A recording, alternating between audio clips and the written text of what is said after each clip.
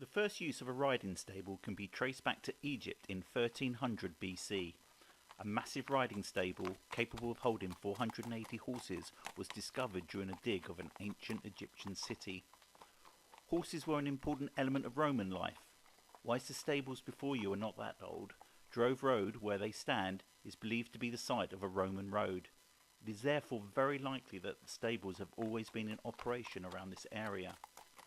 The original stables would have belonged to Kemp's, which was built in 1540. During the Georgian era, which was 1714 to 1830, stables were constructed with stone, often whatever was available locally. Food for the horses was stored in a hayloft above the stables, which would often double as accommodation for the grooms and other stable staff. The horses were accommodated in individual stalls, tied with a rope with a stone weight on its end. The Victorians improved the quality of stables and even had official guidelines on what was required.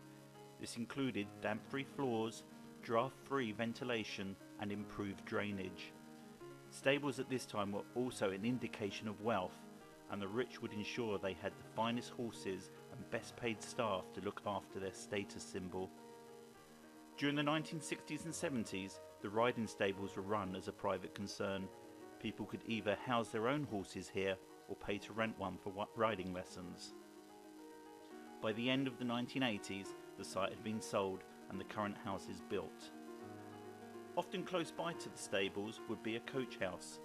A coach house is an outbuilding which was originally built to accommodate horse-drawn carriages and the related tack. They were situated along a coaching route at which horses were changed. In the UK, the farm building was also called cart sheds. These typically were open-fronted, single-storey buildings and the roof supported by regular, spaced pillars. They often faced away from the farmyard and may be found close to the stables and roadways, giving direct access to the fields. In the modern day, where motor vehicles are used, there is little need for horse-drawn carriages and subsequently the buildings used to house them.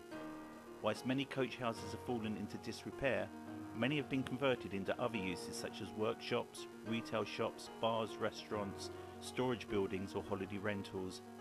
Many of these conversions, however, have maintained the name of the coach house, regardless of their current use. In the old village, the old coach house sits behind Alma Cottage in South Street. This late 19th century building is now in private residential use.